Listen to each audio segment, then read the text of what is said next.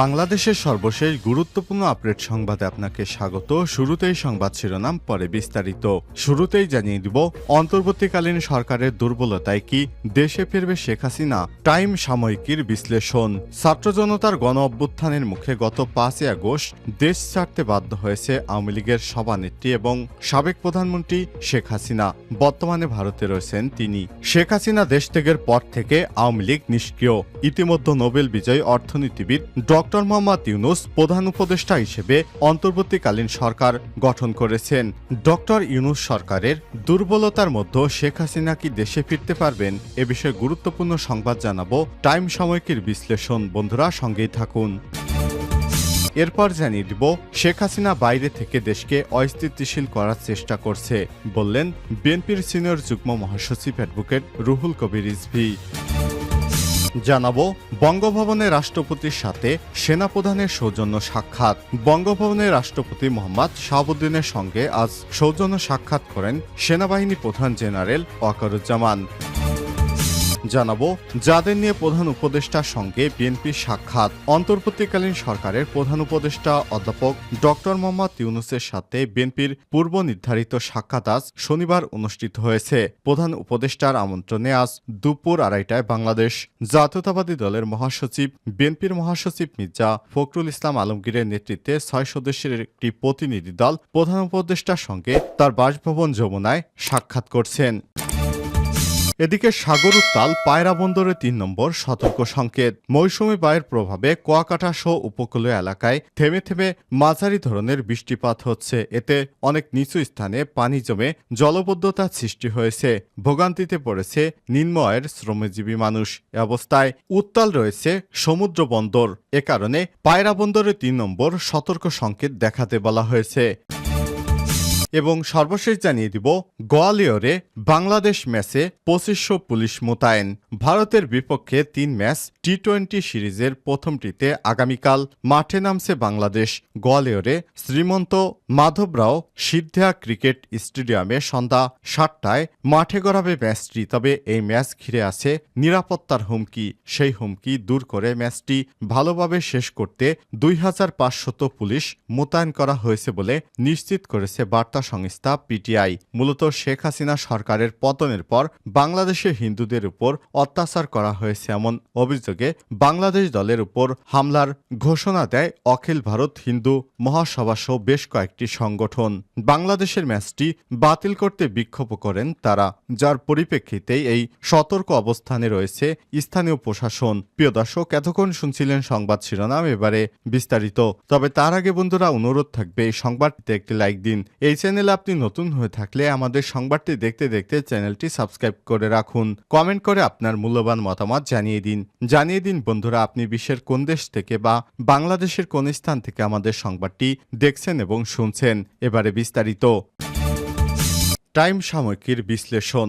অন্তর্বর্তীকালীন সরকারের দুর্বলতায় কি দেশে ফেরাবে শেখ হাসিনাকে? ছাত্র জনতার গণ অভ্যুত্থানের মুখে গত 5 আগস্ট দেশ ছাড়তে বাধ্য হয়েছে আওয়ামী লীগ সভানেত্রী এবং সাবেক প্রধানমন্ত্রী শেখ হাসিনা। বর্তমানে ভারতে রয়েছেন তিনি।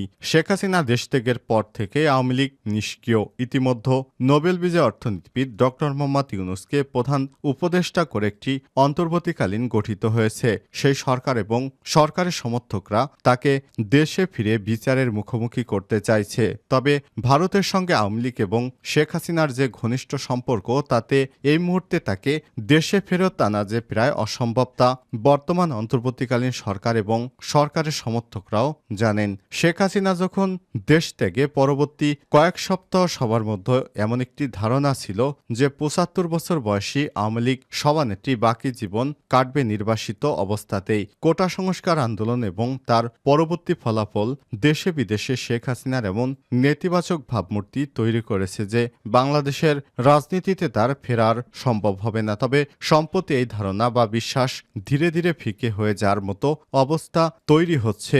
আন্তর্জাতিক রাজনৈতিক বিশ্লেষকের একাংশ বলছেন, বাংলাদেশের রাজনীতির যে নেতৃত্ব শূন্যতা, সেটি একসময় শেখ হাসিনাকে দেশে ফিরে আসার পথ এবং রাজনীতি করার সুযোগ তৈরি করে দেবে। নরওয়ের অসলো বিশ্ববিদ্যালয় বিশ্ববিদ্যালয়ের শিক্ষক, গবেষক এবং বাংলাদেশের নাগরিক মোবাশ্বের হাসান এই প্রসঙ্গ টাইম সাময়িকীকে বলেছেন, বর্তমানে ক্ষমতাসীন সরকার বৈধতা রয়েছে, জনসমর্থনও রয়েছে, কিন্তু এই সরকার নির্বাচিত কোনো সরকার নয়, এই সরকারের কোনো ম্যান্ডেট নেই। শেখ হাসিনা যদি চান তাহলে এই দুর্বলতাকে ব্যবহার করে একসময় দেশে ফিরে আসতে পারবেন। এটা কেবলই সময়ের অপেক্ষা। যুক্তরাষ্ট্রের থিঙ্ক ট্যাঙ্ক সংস্থা উইলস সেন্টারের পরিচালক মাইকেল কুগেলম্যানও এমনই মনে করেন। টাইম সাময়িকীকে তিনি বলেছেন, বাংলাদেশ এবং বাংলাদেশের রাজনীতিতে শেখ হাসিনার প্রত্যাবর্তন শুধু সম্ভবই নয়, খুবই সম্ভব। কারণ পরিবর্তন তো দক্ষিণ এশিয়ার দেশগুলোর রাজনীতি এবং রাজনৈতিক সংস্কৃতি অবিচ্ছেদ্য অংশ। যুগ যুগ ধরে দক্ষিণ এশিয়ার এটি চলে আসছে, মাত্র একটি বাংলাদেশে এটি সংস্কৃতি অবসান ঘটাবে এমনটা প্রত্যাশা করা যায় না। তিনি বলেন, তারপরও হয়তো বাংলাদেশ এবং বাংলাদেশের রাজনীতিতে শেখ হাসিনার প্রত্যাবর্তনের সম্ভাবনা শেষ হয়ে যেত যদি আওয়ামী লীগকে নিষিদ্ধ করা হতো, কিন্তু দেশটির যে রাজনৈতিক বাস্তবতা তাতে এটি একেবারেই সম্ভব নয়। আওয়ামী লীগ এখনও বাংলাদেশের বৃহত্তম রাজনৈতিক দল। হাসিনা বাইরে থেকে দেশকে অস্থিতিশীল করার চেষ্টা করছে, রিজভী। বিএনপি সিনিয়র যুগ্ম মহাসচিব অ্যাডভোকেট রুহুল কবির রিজভী বলেছেন, ফ্যাসিবাদী শেখ হাসিনা শাসন আমলের মতো যেন আদালত পরিচালিত না হয়, সেই নির্মম বিচার ব্যবস্থার অবসান ঘটিয়ে দেশে সত্যিকার অর্থে একটি আইনের শাসনে সরকার প্রতিষ্ঠিত হোক। শনিবার সকালে শেরেবাংলা নগরে বিএনপির প্রতিষ্ঠাতা শহীদ রাষ্ট্রপতি জিয়াউর রহমানের মাজারে শ্রদ্ধা জানানো শেষে এসব কথা বলেন তিনি। সদ্য কারামুক্ত বিএনপির প্রকাশনা বিষয়ক সম্পাদক হাবিবুল ইসলাম হাবিবকে সঙ্গে নিয়ে শ্রদ্ধা জানাতে যান রিজভী। রুহুল কবির রিজভী বলেন, গতকাল একটা ভিডিও ভাইরাল হয়েছে শেখ হাসিনার সঙ্গে গোপালগঞ্জের একজন ছাত্রলীগের নেতার। ছাত্রলীগ নেতা বলছেন, আপা, পুলিশ হানা দেয়, প্রতিদিন ৫-৬ জনকে গ্রেপ্তার করে নিয়ে যায়, অথচ আপনি শেখ হাসিনা তো ছিলেন প্রধানমন্ত্রী, যিনি সত্যিকারের প্রধানমন্ত্রী থাকে সেখানে আইনের শাসন থাকে, যিনি অপরাধ করে অপরাধীদের সাজা হয় সে দলেরই হোক। আপনি কি জানতেন না, আপনি পালিয়ে যাওয়ার পর মাত্র ১ মাসও হয়নি স্বেচ্ছাসেবক দলের দিদারকে গোপালগঞ্জে প্রকাশ্যে দিবালোকে ছাত্রলীগ যুবলীগ কুপিয়ে কুপিয়ে হত্যা করেছে। এরপরও পুলিশ তাদেরকে পূজা করবে, তাদের ফুল দিয়ে অভ্যর্থনা জানাবে। আপনি শেখ হাসিনা গতকাল ছাত্রলীগের এই ছেলের সঙ্গে কথোপকথন করে আপনি যে বর্বর নিষ্ঠুর রক্তপান করা ছাড়া অন্য কোনো বিবেক আপনার নেই, মানবতা নেই, সেটা আবারও প্রমাণ করলেন। অথচ আপনি বলতে পারতেন ওইখানে হত্যাকাণ্ড হলো কেন, ওইখানে অন্য একটি রাজনৈতিক দলের নেতা তো মারা গেল, কেন মারা গেল বলেননি, কারণ আপনি ছিলেন আওয়ামী লীগের জননী, গডফাদার জননী, টাকা পাচারকারীদের জননী। বঙ্গভবনে রাষ্ট্রপতির সাথে সেনাপ্রধানের সাক্ষাৎ। বঙ্গভবনে রাষ্ট্রপতি মোহাম্মদ শাহাবুদ্দিনের সঙ্গে আজ শনিবার সৌজন্য সাক্ষাৎ করেছেন সেনাবাহিনী প্রধান জেনারেল ওয়াকারুজ্জামান। রাষ্ট্রপতির প্রেস সচিব মোহাম্মদ জয়নুল আবেদিন বলেছেন, সাক্ষাৎকালে সেনাপ্রধান বাহিনীর সার্বিক কার্যক্রম সম্পর্কে রাষ্ট্রপতিকে অবহিত করেন। রাষ্ট্রপতি সশস্ত্র বাহিনীর সর্বধনিক বলেন, সেনাবাহিনী দেশের মানুষের কল্যাণ এবং জানমালের নিরাপত্তা প্রদানে প্রশংসনীয় ভূমিকা পালন করছে। রাষ্ট্রপ্রধান আশা করেন যে আগামী দিনে প্রাকৃতিক দুর্যোগ সহ দেশ এবং জনগণের যে কোনো প্রয়োজনে সেনাবাহিনী জনগণের পাশে থাকবে। সেনাপ্রধান রাষ্ট্রপতিকে জানান, বেসামরিক প্রশাসনকে সহায়তার জন্য দেশব্যাপী সেনাবাহিনীর বিভিন্ন ইউনিট কাজ করে যাচ্ছে। যাদের নিয়ে প্রধান উপদেষ্টার সঙ্গে সাক্ষাতে বিএনপি। অন্তর্বর্তীকালীন সরকারের প্রধান উপদেষ্টা অধ্যাপক ডক্টর মোহাম্মদ ইউনূসের সাথে বিএনপির পূর্বনির্ধারিত সাক্ষাৎ আজ শনিবার অনুষ্ঠিত হচ্ছে। প্রধান উপদেষ্টার আমন্ত্রণে আজ দুপুর ২:৩০টায় বাংলাদেশ জাতীয়তাবাদী দল বিএনপির মহাসচিব মির্জা ফখরুল ইসলাম আলমগীরের নেতৃত্বে ৬ সদস্যের একটি প্রতিনিধি দল রাষ্ট্রীয় অতিথি ভবন যমুনায় তার সাথে সাক্ষাৎ করেন। বিএনপির প্রতিনিধি দলে আছেন বিএনপির জাতীয় স্থায়ী কমিটির সদস্য ডক্টর খন্দকার মোশারেফ হোসেন, মির্জা আব্বাস, নজরুল ইসলাম খান, ডক্টর আব্দুল মঈন খান, সালাউদ্দিন আহমেদ। বিএনপির মিডিয়া সেলের সদস্য সাইরুল কবির খান এসব তথ্য নিশ্চিত করেছেন। সাগর উত্তাল, পায়রা বন্দরে ৩ নম্বর সতর্ক সংকেত। মৌসুমি বায়ুর প্রভাবে কুয়াকাটা সহ উপকূলীয় এলাকায় থেমে থেমে মাঝারি ধরনের বৃষ্টিপাত হচ্ছে। এতে অনেক নিচু স্থানে পানি জমে জলবদ্ধতার সৃষ্টি হয়েছে। ভোগান্তিতে পড়েছে নিম্ন আয়ের শ্রমজীবীরা।